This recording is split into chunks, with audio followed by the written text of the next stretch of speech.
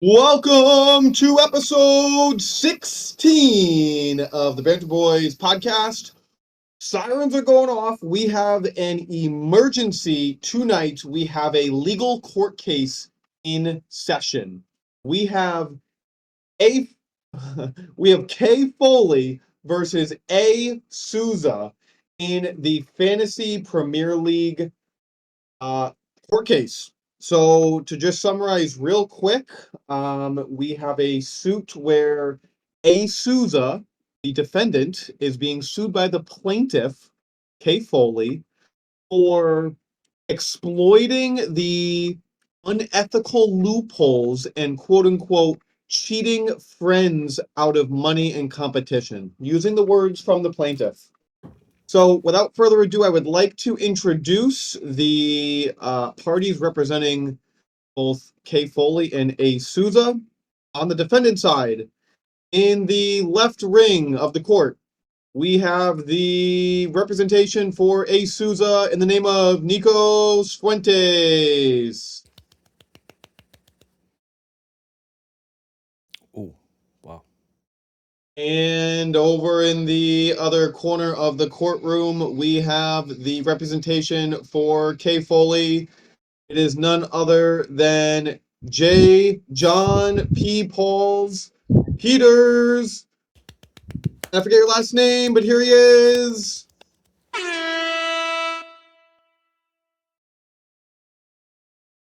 All right. To be honest, I'm not sure where this goes after this.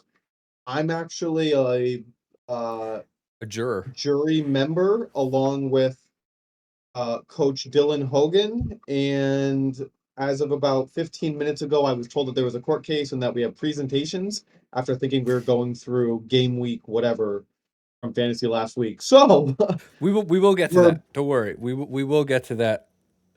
But we have more pressing matters. The jurors are wearing white, and even though one of the legal defenses is drinking, we look like we both dressed for attire. And then Kay Foley We're dressed was the officially. one that showed up. Yeah. I'm wearing a collared kit with a tie.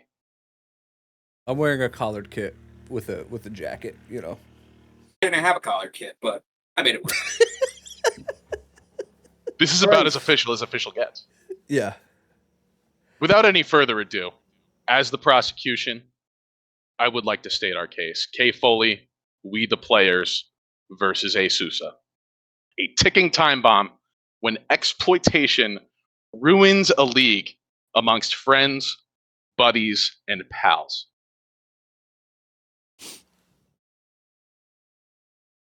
So the background of the case. What happened? Well, the alleged crime of manipulating lineups for an unfair advantage. Why is it wrong? A precedent has been set by the league that punishments will be levied for fielding illegal lineups. Now, how do we solve this problem in the future? A punishment deemed fair by the league or the league commissioner. And how do we move forward in the future if this type of event happens? Now, the alleged offense. First, a lineup had been set. Let's direct our attention to Exhibit 1A. The lineup presented by Hollandor. The first thing I would like to point out is that Dominic Soboslai was in the starting lineup. Next, a player had scored points on the bench that may have resulted in a win.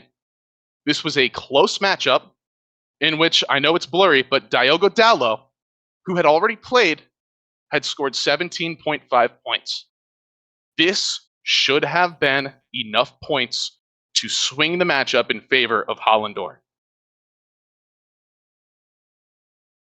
The next action that occurred was that an injured player by name Christian Norgard was picked up via free agency 6 minutes before the match kicked off. Now, in this situation, the team sheet had been released. Norgard was not only not in the starting 11, but he wasn't even on the sub bench. And Hollendor went and picked up Christian Norgard, knowing he would not play. Next, that player had been added to the starting lineup over Dominic Soboslai. Exhibit D shows the starting lineup with Christian Norgard, an injured player, in the starting 11, and includes Dominic Soboslai and Diogo Dalot on the bench. Finally, after this lineup change had been made, the defendant manipulated the lineup for an unfair advantage in an attempt to cover for mismanagement. The final score of this match resulted in Hollendor winning 117.5 to 106.75. Dominic Soboslai outscored Diogo Dalot and ended up being the auto sub that decided the fate of this matchup. Next slide, please. Why is this wrong? Well, first, we're going down a slippery slope. Is this the purpose of auto sub? Next for me, Kyle. What was the original intent of auto sub? Well, initially auto sub in OG draft EPL was in place because lineups locked on Fridays. So you didn't know who was on the team sheet on Monday. Kyle, next. This is a protection for we, the players. The players are supposed to be protected by Premier League teams not releasing lineups prior to matches so that we have coverage from our bench. Next, Kyle. The Friday lineup locks were a disaster for Premier League fantasy managers who needed to make sure that they had starters in their lineup every week. Hell, we even have a team named Does He Start, though? It is a common theme in Draft League. The lineup releases, nowadays, this is why we have auto subs. Next, Kyle. There's a quick timetable. We only know the lineup an hour before the match.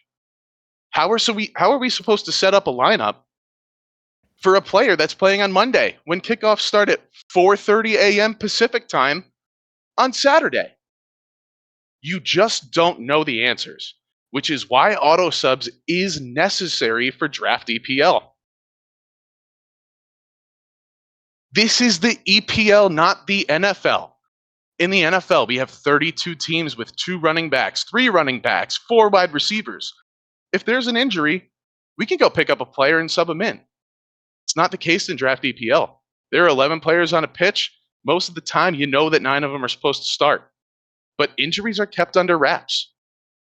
They aren't required to talk about injuries. In the NFL, teams are fined if they don't release injuries throughout the week. Next for me, Kyle. Now, I'm going to quote the man in question. It's a manager game. I managed better than the other manager. Now, this brings me to my next point. Is mismanagement really management? Is leaving points on your bench really being the better manager? Is picking up an injured player who isn't going to feature in the 11 really out-managing your opponent? Is this the game we want to play? Do we want to play a game of leaving high scorers on our bench, throwing an injured player in a lineup, and rolling the dice, saying, oh, one of these guys is going to get 20 for me. I don't have to pick them. This raises the question, is this immoral or is this illegal? Why can't it be both? Now, what makes it immoral? Sorry, let me get my bearings straight here. Auto sub is for we, the players' protection. Next for me, Kyle. And again, auto sub is not meant to become an exploit when we mismanage. That's not the intent of auto sub. Now, this raises another question. Is this criminal? Because it should be criminal for it to be a punishable offense. Now, as determined by the league, we spent countless hours throughout the summer talking about how we need people in our league who are going to set lineups with players who are going to play. This swings the outcome of matches not only in week 3, but in week 4, 5, 6, 36, 37, 38. We need to have players putting players in lineups every single week. This week, Mr. Souza did not manage to do that. We have removed players from our league for not setting lineups. See the case early in the birth of the draft EPL league, Grego versus the players, and then Stairs versus the league. Players have been removed, and we've threatened to remove players if they continue not to set lineups. This has been determined as a crime by the league.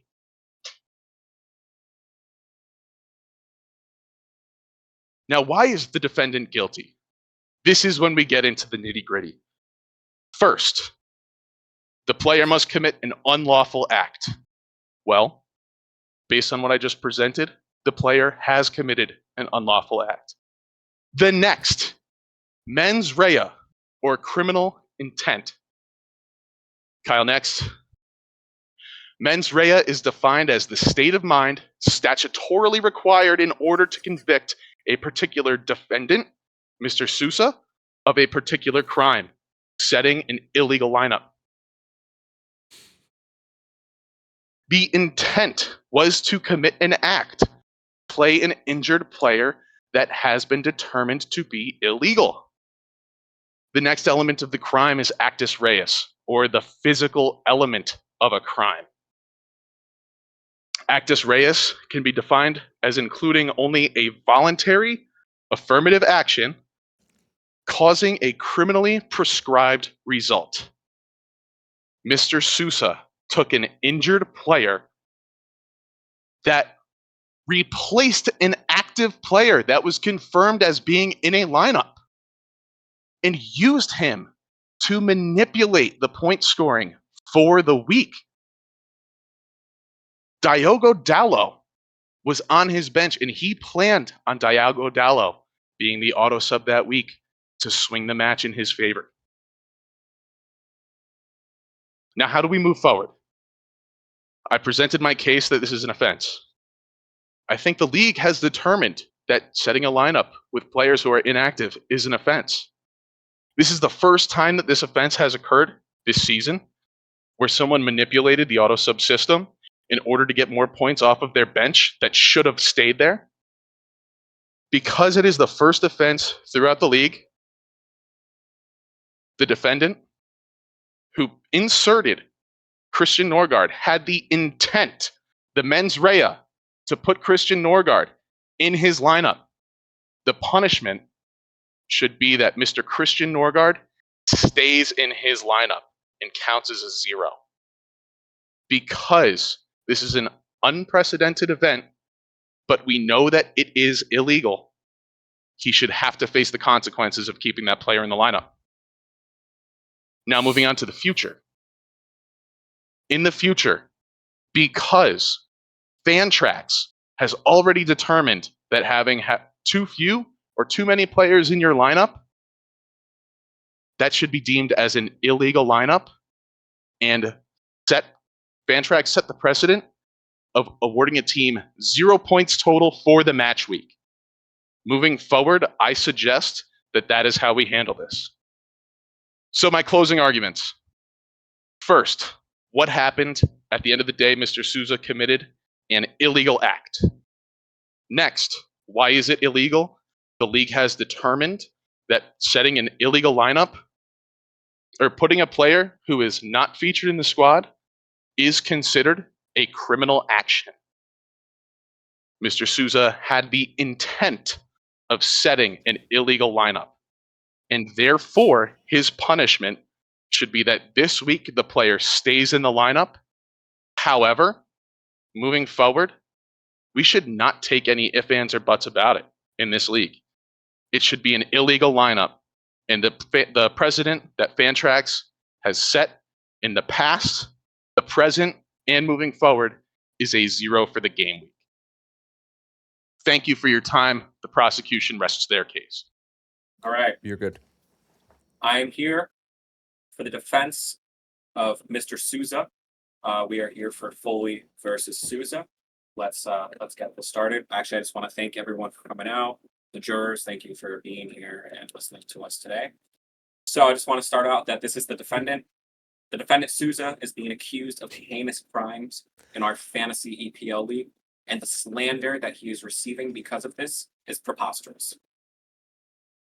Next slide. So, as we heard JP spoke earlier, I want to kind of just get into the facts of everything that happened. So first, we need to understand the facts. Souza had a bench player that scored a decent amount of points. Souza picked up a player who was a free agent and also injured. Once the injured player was claimed, he submitted him into the starting lineup. Since the player did not play, the bench player was auto-subbed on. Dalot, who was the bench player, was never moved by Souza.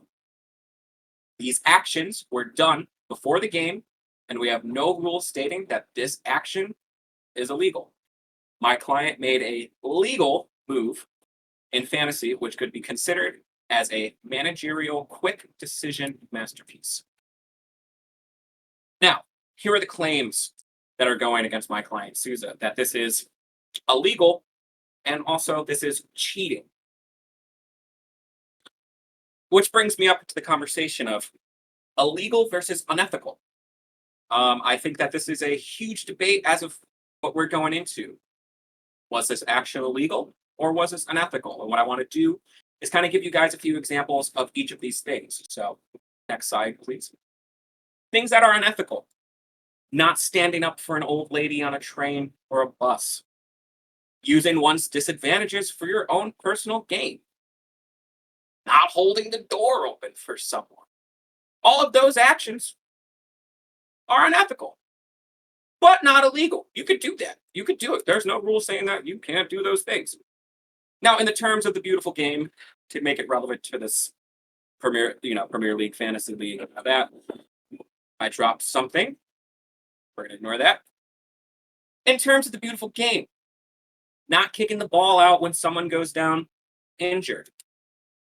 Obviously, a good gesture would be kick the ball out. It's not illegal to do that. Todd Bowley, creating long-term contracts for 10 years, which at that time was completely legal, and a smart loophole around the rules. Now, is it seen as maybe a little bit unethical? Yes, but there are no rules going to it. That was just smart business, and they realized that this can happen. We need to make rules against it. Next slide, please. Things that are illegal. Murder. Murder is bad.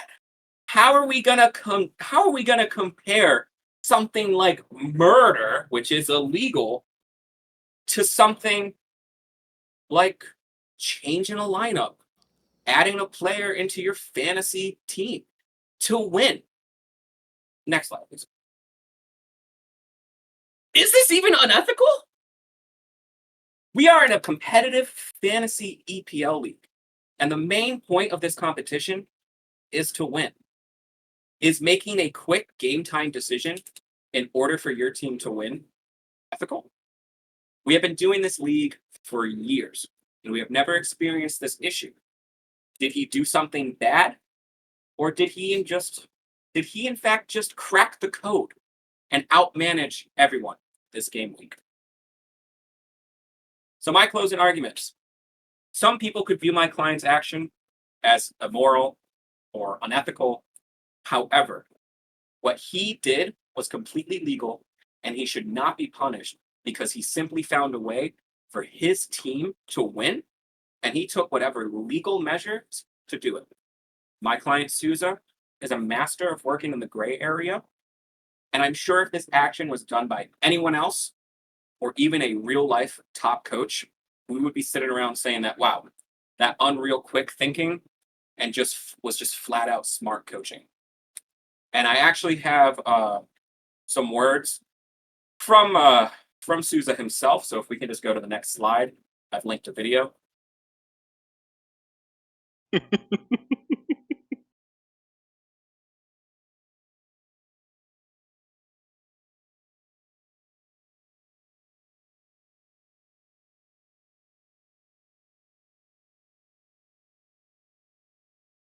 And I rest my case. Thank you guys so much.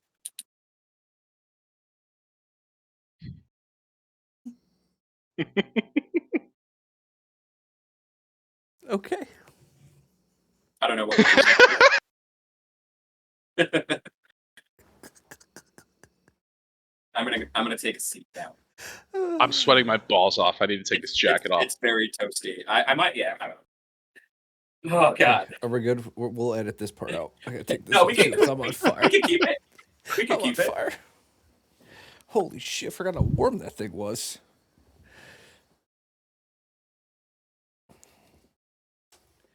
Do we want to have comments by the jurors? Wes looks like he hated it. I think the jurors need to go into deliberation, which means the attorneys need to mute themselves. I think the attorneys need to mute themselves while the jury deliberates and has their discussions. Wow. Dylan? Very insightful information. However, I think the murder was a bit excessive, and had I been a juror, I think would have had I been an attorney, I may have objected somewhere around there, but not my place. I'm gonna have to side with. I think it's hey, I didn't know what I wasn't allowed to do this. You probably knew you weren't supposed to do it, which goes to the point of like, all right, it's not against the rules. However, frowned upon, has caused an uproar, clearly. I think what has to be taken into consideration that no matter which way this gets decided, it sets new precedent either way. And I would argue that the precedent is much larger if this is allowed to happen again. Because now it becomes a focus on actually making sure that you have a legit bench. You can't just have a great 11. You should have a great bench. And if you get the system down right, you can just make sure you get your highest bench player on every week. It's like having an extra wild card, and I don't like that. It feels like it's almost a completely different league. But then again, if you say that that's wrong, what do we do with what happened? Let it slide and say that's just what happened, slap on the wrist. If it happens again, you get yanked. Yeah, you lose the match. I didn't like the plaintiff's side when there were a few times where it kept being told to us that it was illegal. And I think that that's a bit of an opinion statement. Whether I like it or not that it happened, I don't think it was illegal. If it was illegal, we wouldn't have let it happen. It wouldn't get to this point. I think it was Would've been allowed unethical. it. I think it was unethical. Agreed. Unethical needs for like the handball rule. Sometimes you just gotta update it. You know? Sometimes it needs a little tweak. Refs need to get yanked off just of think VAR. if you vote in the favor of the defendant, it's a completely different fantasy strategy. Completely. And if you vote on the side of let's not do this again, it opens up a can of worms of what do you do with the game week that it happened. Agreed. I think if this is to be allowed, everybody's gonna get 3 or 4 decent players on their bench. Everyone's gonna get one injured player or someone they know is not gonna play, and they'll put that person in, and it's like you said, a wild card or a get out of jail free card. You get a bonus points. players that would normally And- you would have had to select into your lineup based off of managing team, doing a good job managing your team, not having the AI auto sub do it for you. Quote Souza. Managing. If I could come off mute for a second, and I guess not speak Bully, to can you mute the ghost? I the don't want to actions. hear No, from no, you. no, no. I'm not. It's not. I'm not swaying anyone. I'm almost kind of speaking as to JP. If we want to look for a plea deal of some sort, of saying that, you know, I don't think he should be affected or punished this week, but maybe moving forward, open grounds into investigating maybe how we can go further into this rather than hitting him with a punishment now. And then we think of a way to fix this in the future. He loses his I am number one not pick. going to promise to make any deals. I would have to consult to my client the way that he would like to move forward. That being said, I'm personally trying to work a deal here and appease the mind of everybody. yeah, and I'm not in a position right now where I can offer a deal because I haven't been able to consult with my client to the thing that you proposed. So what I would say is I think I would have to talk to my client. Maybe we could meet at a later date, but at the end of the day, I think it's going to be his decision whether or not he would like to enter a plea agreement or if he would like to leave it in the hands of the other co-commissioner.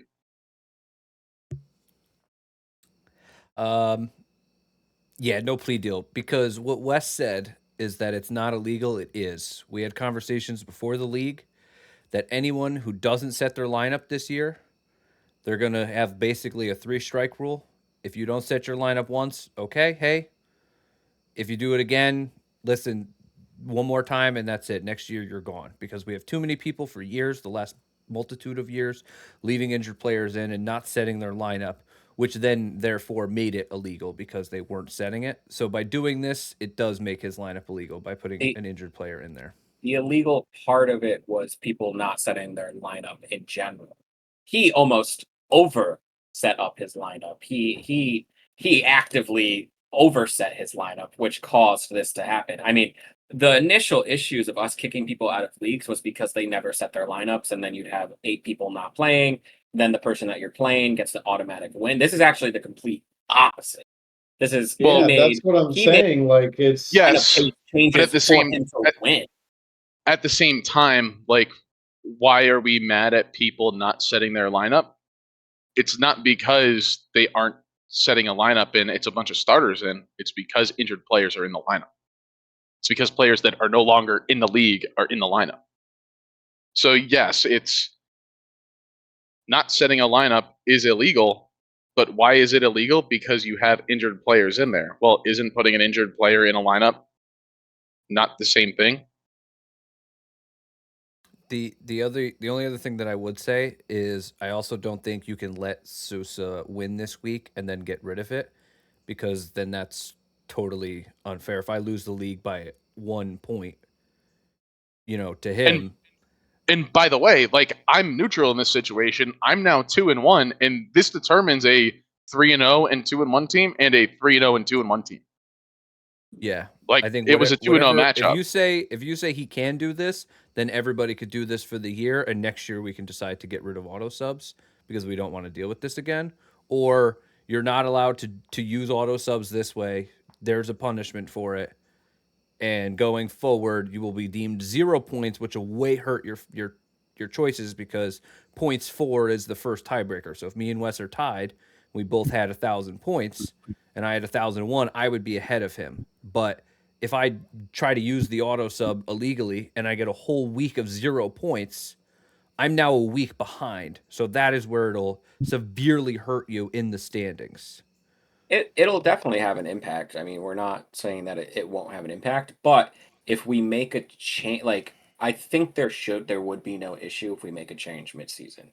It's one of those things where, like, you don't know there's an issue until there's an issue, and that happens for everything. And that Right. goes for companies and businesses and technology and whatever. and laws and rules is you don't know there's an issue until there's an issue. Now, if we deem it as an issue, I don't see any problem of us changing the rule and being like, yeah, we probably shouldn't let this happen. But I mean, as of right now, it was something that was just completely unheard of before this. It's never happened to us before.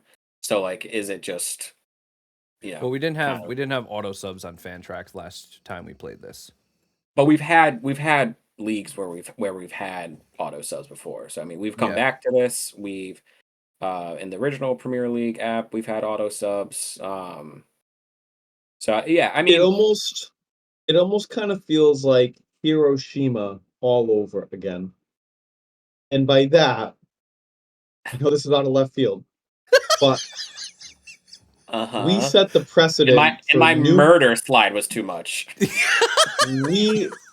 we set, and by we, the U.S. set precedent for nuclear violence, I guess you could say. And thankfully, it hasn't happened again since. And that's kind of what this feels like. And the reason I'm giving it to such a aggressive thing that happened is because, as Kyle is saying, it could have the difference of the outcome on the whole season if we just say, okay, it happened, but nobody do it again.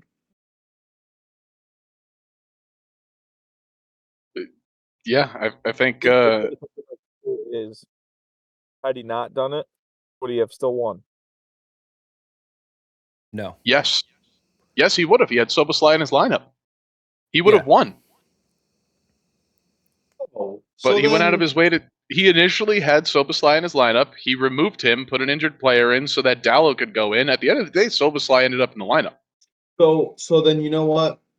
If that's That's why I what think it's a happened one-time pass. and it didn't make a difference on the actual outcome of the win or loss, I say we don't allow it anymore and we just allow it that it happened that one time because it wasn't going to make a difference. But if I did it, I would have won. If I decided to cheat the game and put a fake midfielder in, then I would have had my midfielder come in, and I would have won. True, but That's you- also what but if. but you didn't know, and No, I did know. Me and JP had this conversation before the league started, and I even said to him, I said, shouldn't I just draft a midfielder to never play and just sit in my lineup? And I'm guaranteed if I do 2 starters, 5 midfielders, 3 defenders, and I put I a wish it was junk called out midfielder earlier. in, I'm guaranteed the best forward defender or I'm guaranteed the best of whatever position. Well, and I think where we messed up is we said, yeah, it's an exploit we need to watch for, but it didn't get brought up to Yeah. everyone. So I don't know. I think it's Nick can handle it how he wants because he's the commissioner, not involved in the situation. Yeah. And I think again, that's that. I know that Souza did it anyways, but I guess what I'm saying is if we're going to say we shouldn't do it going forward, then technically if you went back in time and hypothetically ran it where Souza didn't do it, he would have just won. So even though he did it, it didn't actually change anything because if he then didn't do it, the same player would have been there.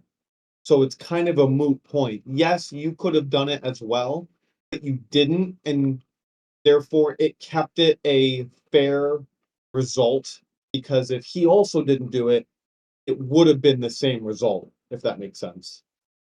Makes sense.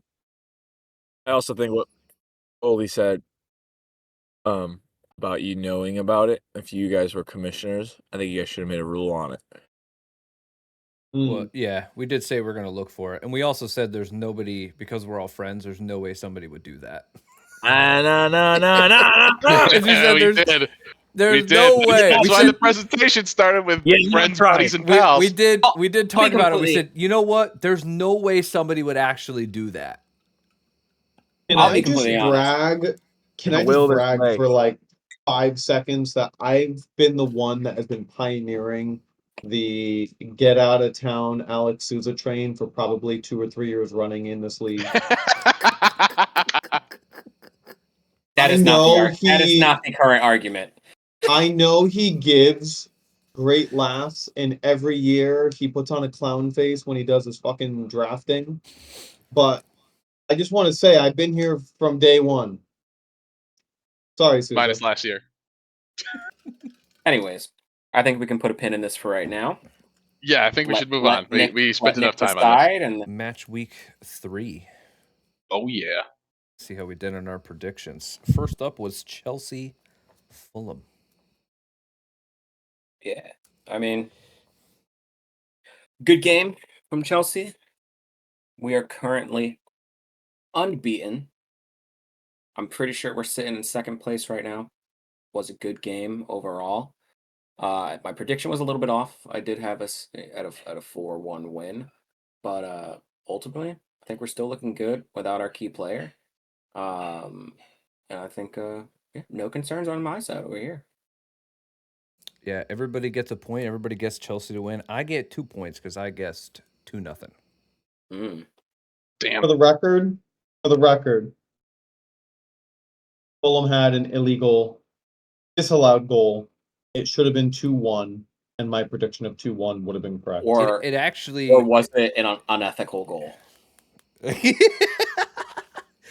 Here's the problem with the Chelsea thing is that they ruled out a goal that should have been a goal for Fulham. So that would have been 1-0 Fulham. Chelsea then scored in the extra time of them sitting there looking at VAR for 10 minutes. So then you have to assume that Chelsea don't score that goal if they just say, hey, that's a goal, because there wouldn't be that extra time. So really, it should have been a 1-1 game. Well, But you can play it that game because they added the extra time because they weren't playing. They added the stoppage time. So yeah, if you get rid of that stoppage time, then within the allotted time, yeah, they may have maybe, scored that goal. yeah. So Fulham got an apology. So we love 3 weeks in rest giving apologies to the just 3 team. points, right? But to be fair, I didn't know how to fit VAR in Chelsea. I was trying to send it in the group chat. I was like Chelvar or Chelsea. Every Yeah. other team you could fill it in naturally. I couldn't do it with Yeah. Chelsea. So I was like, whatever, it's okay. Yeah, Liv Varpool and Varsenal are just classics. Those just fantastic. Manchester VAR United, Mikel Varteta, Varna Slot. The list goes on. Yeah, Pep Guardiola. yeah. That's exactly what I was gonna say. Well, next we'll move into Brighton versus City. Nobody guessed for Brighton to win. So see, I'm not the only one who has too high of expectations for my own club. I was close. Was I the closest? Nikos was the closest. He was 1 goal off. He said a 2-2 draw. Yeah, I mean, at the end of the day, what the first goal, Mateus Nunes, who I have been trying to speak into existence as a Premier League right back since the summer, is just not that. They needed to go out and get a right back in the window, and they didn't. His face covering penalty goal, definitely shifted the tides of that match. And then a bad clearance by John Stones off a defender and Ruben Deesh holding everyone onside, resulted in the second, right? Kusanov gets hurt. It's the only pace you have in your defense, and you put the slowest man in the Premier League back there to replace him. That's kind of what happens. And then, yeah, Wes, hold your thought until we're back. I can't tell if he's paused or if he's just stationary. He's really good at that, actually. He did that before. He's really good at that. No, actually, it's unbelievable. Yeah. All right, we're good. It got me to literally believe for a second. I was like, no, I think he's actually Paul.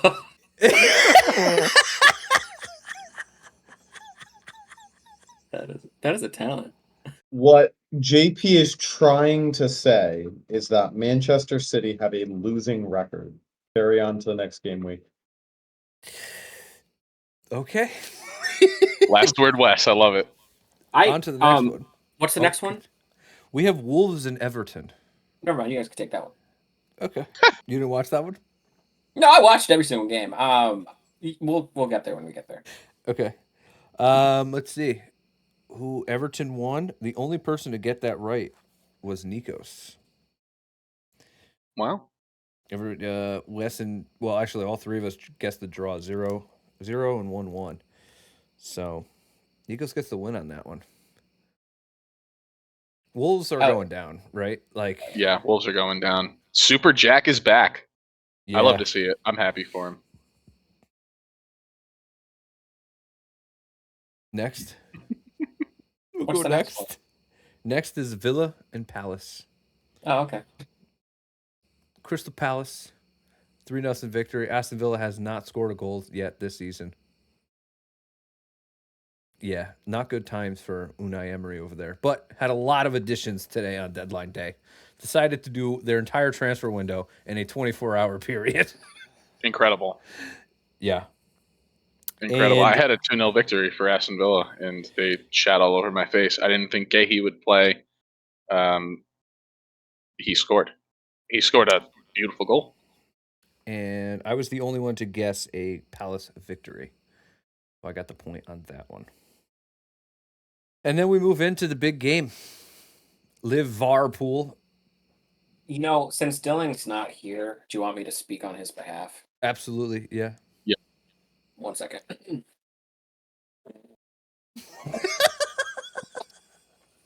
Boys, big win, undefeated. Just love to see it. Liverpool, they look great. Got the win over Arsenal, which is just a shame. It's a shame because we all thought that maybe they're gonna repeat their invincible season. Nope, not anymore. We're good. That was it. Just want to speak on behalf of Dylan. Anything from anybody else before I go? Yeah, I'll go ahead and I'll let you know. I'll go, then Kyle will go, then last word Wes will go. He loves having the last word. You know what? I'm gonna interrupt you, and then I'll go. I'll go then. I'll go. Okay, go ahead. I'll be quick. I thought we were going undefeated this year. And as I said immediately after the game, if someone said, no, you're not going to go undefeated, there's going to be a loss in your season, this is where I would have put it. So obviously, I'm not happy that we came out with 0 points. That's never a good thing. But it is the least upset I can be about any game of the year. Period. That's it. We call them Varsenal. After this one, I call them Farsenal. They are a farce. They are not the best team in the league. You can't go out with Mikel Merino, Declan Rice, and Zubamendi in your midfield and say that we showed up to win this match. They didn't. They had Eza on the bench. They had Odegaard who played on the bench. I know he's injured, but he was healthy enough to play. You have Nwaneri on your bench. And you started Gabriel Martinelli. Like, the point of this match was for Arsenal to go out and try to nick a draw. That's how they showed up to the match. That's how they played. Gives me flashbacks to Easter when they did the same thing at the Etihad. They nicked a draw and ended up bottling the league. And while some have said you can't win the league in August, but you can lose it, if they play like that in August, they lose the league in August. I totally Crazy disagree. coming from a City fan. I totally Crazy coming disagree from a City with fan. everything you said because there's no context to anything that you said. Odegaard was injured, didn't train all week, took a late medical test to just get cleared to play, and was only allowed to play 20 minutes. On top of that, Eze also just came this week. Only had a few training sessions and obviously is not up to speed with what Arteta does. Arteta is very much like Pep. They are machine cyborg managers, and they need you to be in an exact spot. It's not a free-flowing, go out there and express yourself. That is not what they do. You go there, you're going to be in a specific spot. When the ball's here, you're going to go there. When the ball's there, you're going to go there. So if you're not up to speed, you can't play. The only questionable is why didn't he start Ethan Nwaneri, a 17-year-old, away at Anfield against the champions? And to me, the reason they didn't do that is because Arsenal's weakness is the same as Liverpool's, and that's on transition, which is why Liverpool also played the very exact same way of Arsenal. They did not allow Arsenal to beat them on a transition. They had the ball, were very conservative in their attacking, which is why both teams didn't play attacking football. Neither of them did. Liverpool didn't had less touches in the box, less shots in the box than Arsenal did. But both of them did not play their free-flowing, expansive football because they were both afraid to get beat on the counter. So they decided to just play very conservatively. I think that Arne Slot really described the game perfectly, that if they played 10 times, 8 times would be a draw, 1 time Arsenal would win, and 1 time Liverpool would win. Very much was a very even game. Szoboszlai with an amazing free kick wins it for them. But without that free kick, there was no... David Raya didn't have any amazing saves. Alisson didn't have any amazing saves. Very much a boring, we're not going to let you beat us type of a game.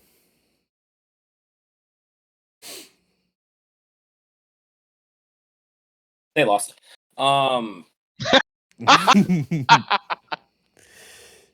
And Nikos was the only one to get that one right. So Nikos is 3 points. I got 3 points. And Wes and JP each get a point this week. What about next game week? What's So the we're well? So we're gonna do, because next week is the international break. Next week we will preview. Next Monday we'll preview those matches. Gotcha. But I could tell you what those matches we're gonna preview are if you want them. Sure. No. Save it for the next episode. All right. Save it for the next episode. Do Do we want to talk about any big things from the window here? Yeah, just so we'll close with the transfer window madness on deadline day. Yeah, and if I can just start very briefly for 2 minutes, spend a moment on the fantasy transfer that went down this week. Yeah. Good trade. Yeah. A good We trade. had a Palmer and Mayenda or a Rogers, Bowen, and Calafiori. Between these Big two move up that here. helps. That's it. Big move that helps us both out. Makes us both better. I know the deal might make sense, but it's who you gave the player to is the issue. It's that If you're looking at JP JP as a threat in this year's fantasy league, Wes, gotta you're trust not. him, You're that's all. not. You're not a threat, and you just gave away your best player to someone who has a significantly better team than you. That is don't what think you did. Palmer is gonna That be is my what you number did. one. You can't say that because he's been injured for the first 2 games. He's gonna come back, and then in 3 weeks you're gonna be like, shit. He consistently is one of the best players in fantasy. You ever watch the movie Moneyball? I haven't. You should, because that's what I'm playing right now. And I'm going to do things that you couldn't imagine because neither did that team. Go watch the movie. You'll come back next week on this podcast. You'll be a little bit more humble. I think I traded a 1-2-5 hitter for a big lefty bat that's going to hit home runs for me in the playoffs. That's the way I look at it. I traded away squad depth to make one position better.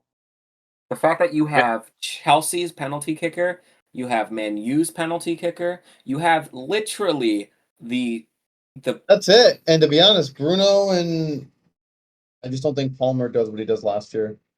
Bruno Doesn't is have to. Bruno. But regardless, he's going to, and any PK is going to him.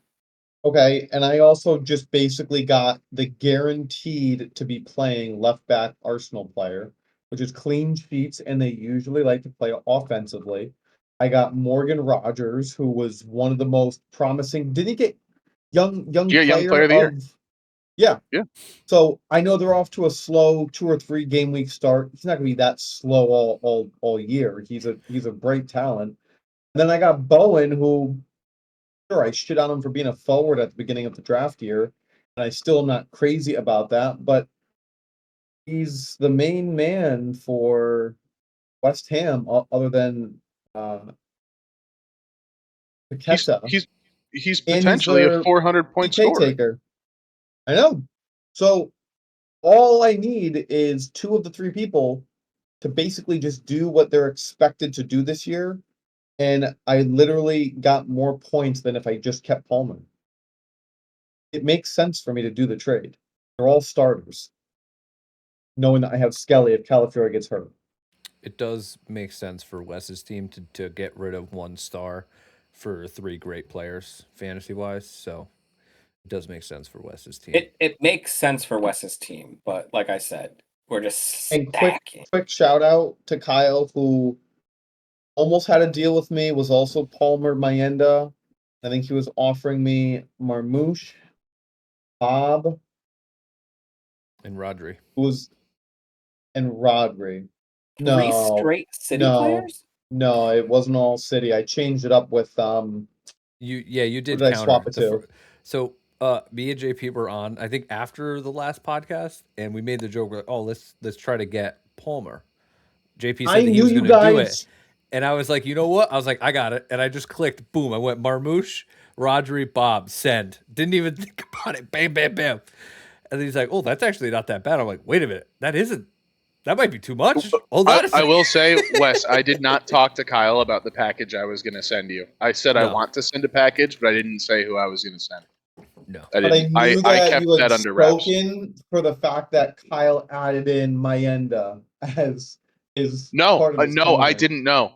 I didn't know Mayenda was part of it. I told you, send me one of the players that you're going to drop as part of it. And the reason I wanted to do that is because I knew that this week was going to be huge for waivers, and I didn't want to rely on having to pick up 2 players on waivers because I'm losing 2 roster spots. I just wanted one of them so I could do what I want with them, whether it's keep them or drop them. Yeah. So I asked you I who should have you given would you send Lewis over, and you Hall, to said be honest. Mayenda. Oh, Yeah, I said Lewis Hall or Mayenda, and then it just defaulted to Mayenda, but I really should have and I said done. Mayenda. Anyways, I'm still okay with the deal. I truthfully didn't think I was going to actually give Palmer away, but to get 3 really strong, decently good players, that's going to produce me more than what Palmer probably will. I'll take that. Yeah, Also, and you got your because first win. yeah, I can't believe that because I looked at it at one point this week and I'm like, damn, I'm about to be 0-3. And then I just looked and thank you, Crystal Palace, keeping a clean sheet. Henderson saved it for me at the end, and after next week, I'm back to 500, and it is very scary for the rest of the league after that. That's all I have to say. I mean, listen. Bowen had 20 points last week. Rogers only had 2.5, but like you said, he's probably gonna, get better. But I had Bowen and Rogers both in my lineup, and they gave me a good send off with 20 points. I didn't need it because RJ's team is absolute dog shit, and I smacked the piss out of him. I big brothered him, but I'm very happy with a 107 to 52.25 point win. Also, I'm just looking at it because I have it above me. Nick's team has not surpassed 200 points total. I'm at 360. Tough. That's crazy. Do some quick transfers, and did everybody make their Manchester United starting 11? I'm not gonna lie. I spent so much No. time on that presentation that I completely forgot to do the Manchester United starting 11. We'll do it for the next one. We'll do it for the We need next one. content for next Monday. We'll do, Yeah, we'll let's do it for do the that. next one. Sorry, Kenna. So big transfers. We had Isak finally make the move from Newcastle to Liverpool for another British record. Liverpool broke that twice in one window. As JP said on our live stream, if you guys can watch, we went live today, which is still on YouTube. So you can go back and watch us live react to all of these. Never ending story. Finally ended. Yeah. And then they tried to get Gahey, but at the very end, at the buzzer, even after the buzzer, Gahey wanted to go, completed the medical, and Glasnow said, "If you sell him, I'm gone." Got the And farewell video. got the farewell video that got leaked online, which is hilarious. Tough. And like the fact that he played this weekend, played for the badge, like Scored his class last guy. goal. Yeah, scored a goal and everything. Class guy. Like, yeah. Interesting note. Last week there was a discussion about a potential Mark Gahey and Manu Akanji swap with a fee included. And Crystal Palace elected not to move forward with that. And Akanji went to Inter, and Gahey's still at Palace. So Gahey could have gotten his transfer away from Palace, but either he wanted Liverpool and Liverpool alone, or Palace didn't want Akanji. Yeah. I think City also not getting defender depth before the window ended is going to be the death of them this year. Yeah, I think losing Mistake. Akanji and not replacing could be a mistake. Absolutely. That being said, happy with their windows? I'm thrilled, you know. We picked up Buonanotte, which, you know, is the more confusing one of everything. Facundo Benanote. Yeah, on Brighton. So we got him on a 1-year loan deal. He's a solid player, but it's also like, where are you going to put him? I think more on the business side, we sold a bunch of players. We sold so many players. Actually, and this was me and JP looked it up. It was a record, most sales ever by a team was in like the transfer window. I think we hit like 300 million on like Yeah, you sales. did hit It was 300. it was something like that. I mean, we sold George today, which No, George fell through. George fell through at the last minute. The Tyreek Yeah. George deal fell through. Yeah. on whose side? On their side, I think. I think they couldn't get it done in enough time or whatever. Listen, I'll be honest. George was the only one I wanted to keep because he's young. Yeah. And I think it's one of those things where this could have been the best time to sell him while he's inflated, or this could be one of those things where it's like, oh, if we give him another year, then his evaluation's going to go down. So actually, I didn't know that, so that's live reaction from me. Regardless, we got rid of Nico Jackson. He's on loan with now a buy option or a buy clause or whatever, and that's up to right now 16 million. If with the buy on clause, 80 something million. Unbelievable. I mean, you you look at that and you're like, holy shit, that's a crazy deal that happened. I mean, like he went for more money, and he'll go for more money than Gyökeres. It's crazy. I'm a known hater. I'm a known Nico Jackson hater. I hate the guy, and the fact that we are potentially might get 80 million for him is absurd. Stupid. Absurd. It is, and I think the way Bayern looks at that is they missed out on Voltamad, who they offered 65 for. Didn't go through. They paid 16.5 to get a striker this year, and next season, if they want to trigger the buy option, then they're spending 60. And I still think 60 is too much for Nico Jackson, but I think Bayern can justify it if it works out for them.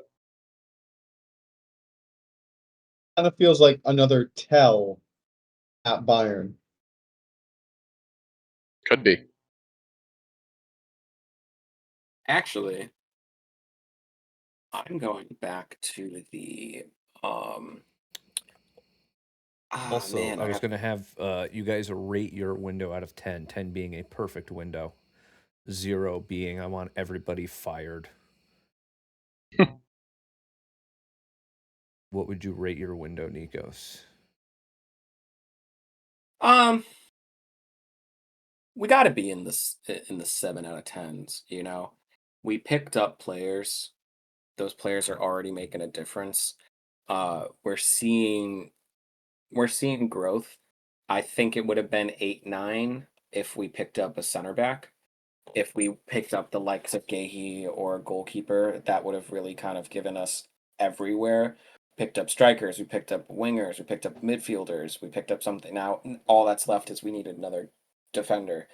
So maybe one less winger like Garnacho. I mean, we did lose out on Xavi Simons over him. A little bit crazy. So if we got a defender, I would say about 8 to 9, but for right now 7, and that's not bad at all in my book. One thing I actually did want to add about this Nico Jackson thing is that since he's on loan, he can't play against Chelsea, correct? Not unless Isn't there's that an the rule? obligation to buy. If there's an obligation, he can play against you because he won't be your player. But if there's an option to buy, then he can't play against you. So Okay, no, because I we have forget. them in the Champions League. Yeah, so I forget which. I don't You shouldn't know be if he worrying is about the- him. Yeah, Yeah, True. but just True. knowing the way that life works, and especially for me, I hate him so much. I hate him so much that he will score against us. I just know that's going to happen, and I'm going to break something, and it's going to happen, and it's not going to be a good day Or for me.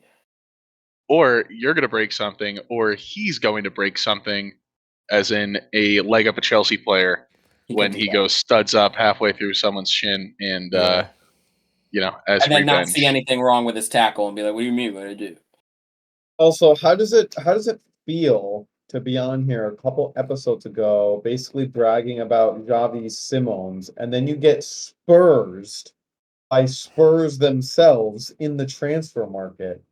I mean, it is And what it is. choosing Garnacho over him is I rough. think we discredit That's Garnacho a ugly. little bit. I think he's still a Oh, solid. do we, huh? We do now? I mean, How listen, the turntables. Yeah, is he my number one fucking favorite player? No, I've shat on him for years. Not because no, and hold on, and let me say why I shit on him. I don't like him as a person. Now on the field, Because he's Draco Malfoy? nobody can say that he's not a good player. On the field, not a single person can be like, "Oh, this guy sucks." When he played consistently for Man U, he kind of killed it. He's And he was worse one of than their Madueke. then he was one of their shining lights there. I You don't like him as a guys- person. That's my difference. You And also, guys, it is what it is. We missed out on a hold on. player. We missed out on a player. It is what it is. We move on. You guys lost to Liverpool. You Okay, guys move on. Madueke yourself. You Madueke yourself. I don't It's think we did. embarrassing. And you took it from Man U of all teams. Listen, we did business. We essentially got him for free. I mean, that same day we sold Nkunku for $40 million, and we picked up Garnacho for $40 million. We That's not an essentially just did a upgrade, trade. brother. That's not It's an not an upgrade. upgrade, but also how is it not an upgrade? I think Nkunku's Nkunku- better than Garnacho. He just didn't fit. Nkunku's always hurt. True. So He is just an didn't- unavailable Well, Nkunku better Garnacho than is a an available Garnacho? Garnacho is always pissed. Yeah, Garnacho's going to ruin that locker room, though. That's the problem. He's a cancer. You know, he's part of that he bomb squad only kind of that Cam No, talks about. no. He is one of those type Garnacho of players that when he has the opportunity with a coach that will let him walk over him, will do that. Chelsea currently do not have that type of team where we don't have a coach that doesn't have balls like Man U, and they're just gonna keep firing. You think people are able to walk over Ruben? Yes. Ruben has absolutely no say. If there's going to be a dramatic player in your lineup, there's going to be a dramatic player in your lineup. Someone's going to sit out, they're going to sit out. Not with Maresca, not with the way Chelsea's going. We don't see any drama like that. Nico Jackson was probably the most dramatic player, and he's gone. had two things. One's a statement, one's a question. The statement is he perfectly fills the void and the vibe of the $100 million doping man himself, Mr. Mudryk. So it's He has actually literally fitting. nothing to do with this It's conversation. actually he hasn't fitting played for when over you a think year. about it, which is crazy that you guys spent $100 million on a guy that's doping. The other thing is, as if we my knew he was question- doping. Should have done your due diligence. There's a reason that he didn't come. to No Arsenal. one knew he was. So That's anyways, stupid. That's like you saying my- Party was diddling girls, and you guys should have known My- that. How is anyone my supposed to know something question- like that? That's stupid. My- That's a stupid statement. My question is, does he start though? That's absurd. That's a literally absurd statement. Question, I have no clue. But also, do half of your players start? Why didn't Eze start this last weekend? You guys spent 90 million on him for not start this last weekend. Does So he start okay. though? He probably didn't start because one, he probably didn't train with the squad, if at all. He hasn't or even had the much. opportunity to start. And You guys two, signed a 90 million and player and he two, didn't start. And you guys So- lost. I don't he's understand. not 90 million. That absolutely irritates the fuck out of me because there's no chance that you sign a player and 4 days later you start him. That just does not happen. Maybe. We see it all. No, Like that. I'll We see actually it say all the maybe, time. Not but for 90 minutes at Anfield. You're out of your damn mind. Garnacho might not start for 3 weeks for Chelsea. He was at the So- Emirates in his kit with an Ian Wright announcement video. He's So been there for a week. this will Yeah, probably he be the didn't last train. time. Did he go out This and is do what I'm- warm-ups with them? No. Did he go into team meetings and learn what to do? No. They then get the next 2 days off. So he obviously didn't do anything then. So he trained for 1, maybe 2 days to learn Arteta's Again? system. Sorry, no. Then I why think did he play at all? Then Martinelli- why did he play at all? You say I it as if think- he shouldn't have played. Like, how is he going to know the system? He got subbed on, and he did better than Because everybody on the team. He got should have subbed on started. after. He got subbed on after the free kick in, and we're now trying to chase a goal, which is completely different to trying to dominate Liverpool and not allow them to counterattack you. Now you're just throwing attackers on, just trying to catch a goal to sneak out a draw. Completely different to the tactics of starting a game and trying to keep Liverpool quiet. Wildly different situations. Based on what you said about Also- Gabriel Martinelli, you could put a wet mop on the left wing, and Yeah. they would do a Which is job. why we so si- I'm which is- sorry, which but is why we Eze with no signed him. training is probably better than Martinelli, who on a transition when he has Gyökeres making a run across the back of the defender, putting his head down and running to the corner of the 18, and then kicking the ball out on his own. I agree. Like- Which You is guys why, aren't- you yeah, which guys is why aren't after looking the at- international break, you won't see Martinelli. I don't know who You has aren't Martinelli looking in at the fantasy, but I scouting would drop report. him. I don't think Looking at anyone the has scouting him as report. Yeah. Martinelli is good against Liverpool historically. Stop defending him. It's- Stop defending him. You He- know he he's not actually- good. he- Everyone he- knows he's not good. It's He probably the is- last time that I defend him, but he's really good against Liverpool. He actually has a disgusting record of He scoring was. against Liverpool. He was. And again, moving on. this all stemmed because Chelsea got Spursed and then filled it with a like for like $100 million doping man. Moving on, We're currently would ahead rate- of you guys in the standings. I would rate Manchester City's transfer window as a 6.9. It's not quite a 7. Hell yeah. However, 6.9, great number. Not quite a 7. The reason why it will not eclipse 7 is because they did not get a natural right back, and that is what the team is missing. It was originally a 6, and the only reason I'm not giving it more than a 6 is because Cherokee's already out for 2 months. But they moved on from some of the dead weight. Akanji's gone. Ederson is gone. Gundo may still go to Turkey. That's still in the works. Turkey's transfer window doesn't close for another week and a half. They replaced those aging faces with originally James Trafford, and now the best keeper in the world, Gigio Donnarumma, for only 30 million. If Kepa was worth 5, Donnarumma's 10 times the keeper of him as him. So I mean, Kepa's worth 70. Okay, let's use his actual. No, if Kepa's that's worth Chelsea, 70, then Chelsea Gigio's themselves worth I know. did that. 300. I know, isn't that crazy? But they brought in Trafford and Donnarumma for a combined 55 million. I think if you gave every club in the world that option, they would jump on it. Reinders came in. Like a lot of these transfers came in prior to the Club World Cup. Donnarumma is really the big one that came in afterwards, and I think, we've had this conversation before about whether or not Trafford can win you the league, and I said no, but I think he could lose you the league. I do think Donnarumma is someone who can win you the league. He's won the Champions League for PSG based on his shot stopping. He's won the Euros for Italy. Like, he's a bona fide difference maker. And based on the City defense and how they're playing without Ederson, that's the guy that they need. So it went up to a 6.9 because of that. However, missing out on a right back could have easily been a 2-point swing, and it didn't happen. And I think they have protected themselves by the Viter Heis.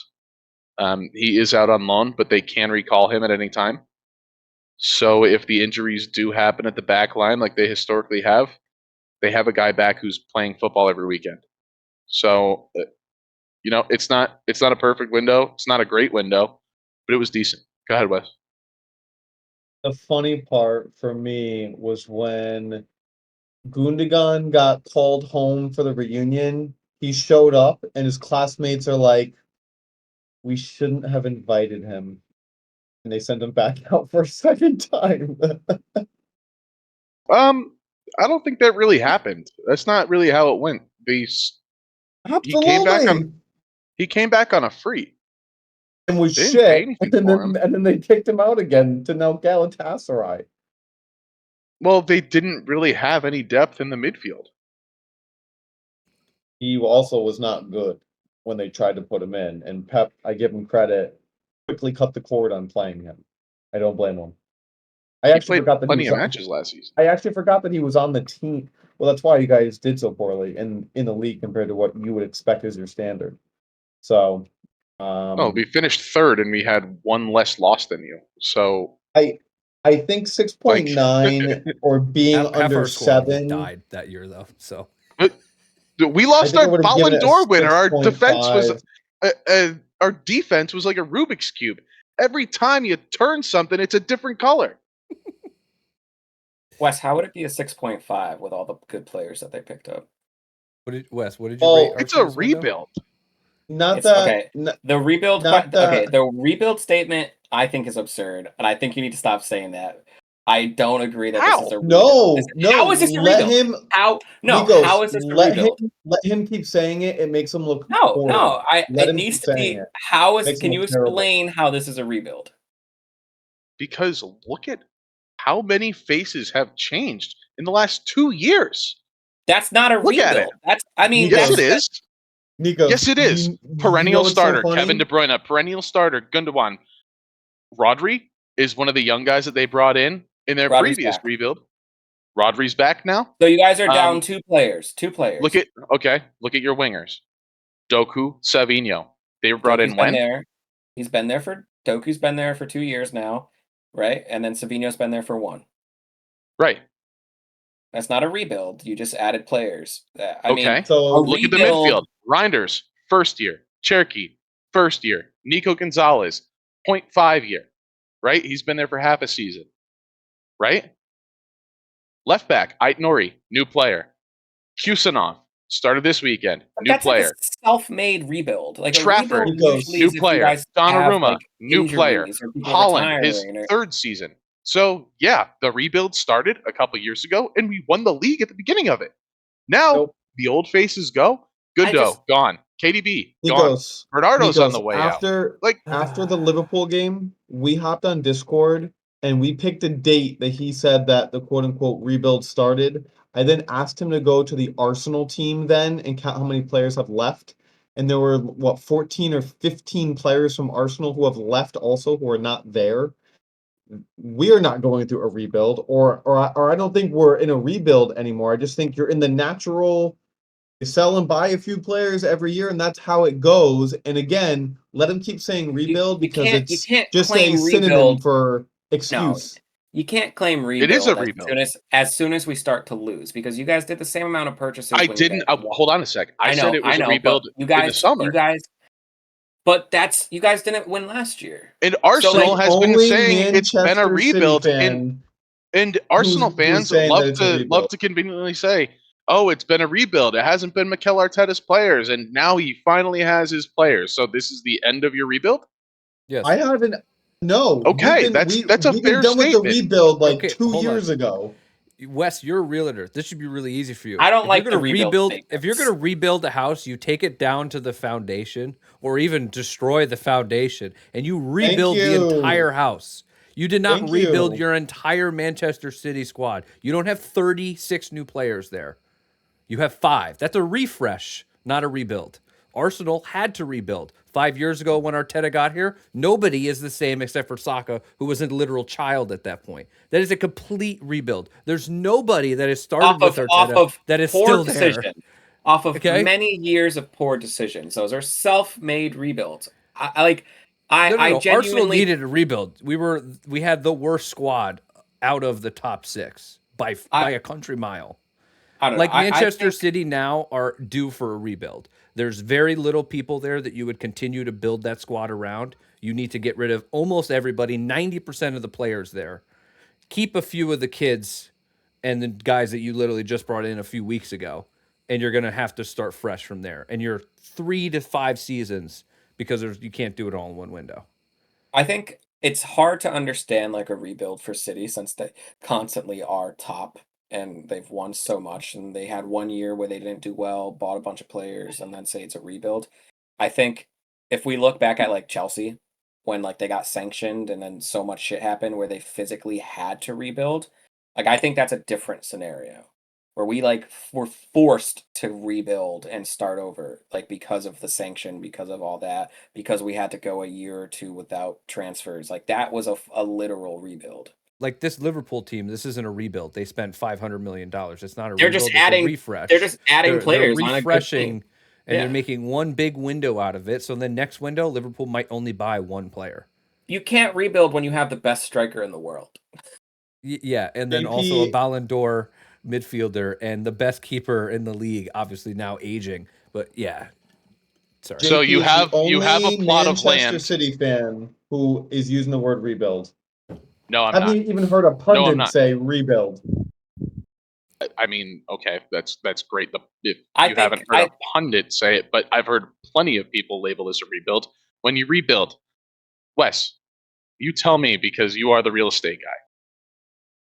Can you say you have a historical home, right? Or a historical artifact on your property. Could you rebuild around that? Would you label that rebuilding? You could build around it, but you didn't touch what you initially had and are still working with. Yes, they did. They're changing the way that it's not a 4-3-3 anymore. They're not doing that anymore. They're It completely isn't. rebuilding. It isn't. They It are. isn't They a have some rebuild. key parts that they get to build around. You get to build around Rodri. Holland is a guy that they brought in at the end of a project to put the staple on it, win the Champions League. They won the Champions League, and what do you know? The faces that have been around there since before Pep are gone. It's just not They're even all close gone. to a rebuild. Pep's initial It's team is not even gone. close. Okay, well, we can leave that up for you. Wes, what did you rate the Arsenal window out of 10? Right before. I think this is a good question. Of course you did. I think this is a good question for the viewers at home is do you think Man City is currently going through a rebuild? We'll kind of put this in your hands. Do you think that they're going through a rebuild? Would you consider or classify this as a rebuild? Or what do you think's going on with Man City right now? I just was. Sorry, just had to present a question for the viewers at home. Yeah. I would classify refresh, not rebuild. So Wes, you said 8.75, or are you altering? It's actually 9.2. No, I tried to write it backwards so it showed correctly. Hey, I did that right. It showed correctly. It showed properly the first time. Yeah. Well, it's not showing correctly on mine, all right? So 8.75. It's not a 9 because the outgoing business was we weren't expected to ever bring in 100+ million for our stuff. But that's probably the point that we could have maybe done better. The only other thing that you could maybe have said, even though it was never, ever, ever realistic, I'm sorry, Kyle, we were never, ever, ever, ever, ever in contention for Rodrigo. Leao would have been a great pickup. Also, never, ever, ever, ever in contention of any serious conversation. It was just pipe dreaming. So that's why I give an 8.75. It's probably the best window Arsenal have had in probably 2 decades. It's not I more. rated it a 9 out of 10. It is definitely the best window of the Emirates era by far. I think we not only signed every position of need, obviously we now at the end we would have liked another attacker because of the injuries that we have, but you obviously wouldn't have known that going into it. So I think that we signed every position of need.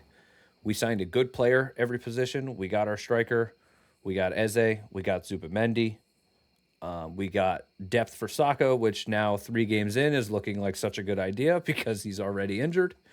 We got depth for Zubamendi, a new signing. We got Kepa in. We got 2 new center backs. One of them played against Liverpool, and he was, I think, under 13 million. I think if he went to Chelsea, he might be their best defender. Mascara played absolutely fan-fucking-tastic. So I think great window. We sold all of our deadwood or loaned them out with options obligations to buy, and none of them are good enough for any good fees. So we got rid of them. Most importantly, got rid of their wages. Like Zinchenko was on super stupid wages because it's the only way to get players to come to us when he did come. And some of the other players. So they're all gone.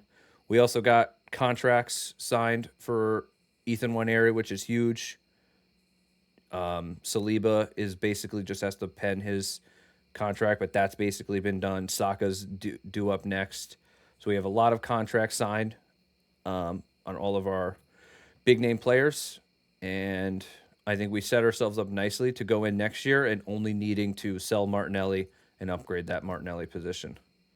And one quick ad lib I meant to include is that most of our transfer fees are below market value for what was seen in this market. The We fact that we spent got, less than Newcastle and United. I digress. I think you guys had a good income transfer window, but the sales are like where it you guys have no sales. I'm looking at it right now. You guys have 10 million in sales and 293 million in incoming. I think that's where Yeah, but we didn't. next transfer window is going to be. That's also gonna just be- not true. Kivior went for what, 20, 25, or 30? I'm looking at it. or I'm looking at it 18? right. I'm looking at Yeah, it right now. Kivior was a loan with an obligation for But it's- Kivior 27, was I think. But it's $2 not- million loan. Yeah, But it's and not then it just was- that. We got dead weight off of our weekly wages. Zinchenko was what, 180, 200? Oh, you guys can Yeah. say that, but you just added more players with more wages. I would love to actually compare what our wages are now compared to what they were. I'm sure they're pretty comparable, but you look It at the is, but like difference I think of the squad, and that's where it's like, yeah, we had a great transfer window. At the end of the day, none of these numbers are going to be updated yet. Like it's probably something we'd have to look at in a couple weeks and say, okay, who Yeah. really won? Because if you go on transfer market, it's not going to have updated fees and updated wages. If you go on a wage website, they're not going to have it updated. Yeah. What's the crazy play- to me is that we might spend less on Madueke than Chelsea did getting Garnacho in, depending if they ever sell him, knowing that there's a 10% sell-on clause, which means that they could actually end up spending more on Garnacho than we did on Madueke. And again, that's just another example, I think, of bad business. When it comes to the outgoings, like Nico said, the sales numbers were not high, but none of those players there would you want on your team. So none of them. I mean, Fabio Vieira barely played for us. When he played, he looked like that Spanish player who's just too light and skinny and can't kick it in the Premier League. So we never showed anything of any value, so he's not worth anything. Lokonga, the exact same thing. Skinny DM, did not show anything in the league. Went out on loan, didn't play well out on loan. Nothing to do to get for value there. Zinchenko, absolute liability. Wes will tell you, every single time Zinchenko starts, everybody in the Arsenal group chat is like, well, that's it. We're screwed. Zinchenko's starting. They're going to score on that side. Happens every single time. So all of the people that were gone, the only person who played really well was Kivior. I would have liked to see a little bit more for him, but I think he had his destination. He wanted to go to a club. I don't know why Arsenal still do this, even though we should be a little bit more ruthless. If somebody says, I want to go play here, we still let them. We still have like that family club mentality of, no, you did well. You know what I mean? We'll help you. Yeah, go to Porto and we'll cost us a few $1 million. Could have gotten more if we just, let teams bid on you, but we'll send you where you want to go. But no, we didn't sell a 21-year-old like Chelsea tried to do today to get a high fee. You know what I mean? There was no young, exciting player that was going to be worth a lot. I mean, if anything, you guys should have got rid of Martinelli. I don't know why you guys did it. Martinelli was the one, but I think the only reason we would have sold him is if we knew we could have gotten a Rafael Leao or Rodrigo. If Rodrigo came in on loan, we would have sold Martinelli. Definitely. I mean, you guys are never going to get him, and also like the fees there aren't comparable. I mean, Leao is an Arsenal fan, and he would definitely come to us if we put in. No, I know, but like price wise, like Martinelli probably is going to sell for like 30 to 40. Rafael Leao is going for like upwards of like 80 plus. I mean, he's one of the best. Wes's fifth best winger in the world. Wes's fifth best winger in the world is on the transfer block, and you guys didn't even like sniff for it. We did sniff. We had multiple conversations for Lookman. Everyone, but it's more like that he didn't shower in like 2 days, so we just kept walking. We would have to sell Martinelli, and I think this is Martinelli. This is definitely Martinelli's last year. I think everybody at the club knows it. He knows it. This is it. This is his 1 year to show us. If there's no promise, then we will sell him. And even if we get 40 for him, we would have gained 38 million because we bought him for I think under $4 million. So, yeah. So perfect. I think that's next year's window for Arsenal is upgrade the left wing. I think it's time to put a bow on it, fellas. That is yeah. I gotta go. I don't disagree. It's just nothing concrete came of him potentially leaving. All right, we're gonna wrap up here. You can't hate to talk about a great window. Good stuff, y'all. Let us know who won the case. I don't know if this was a different episode or not. All right. Yeah. It's been a long day. All right. I gotta go eat and take my dog out. Peace, y'all.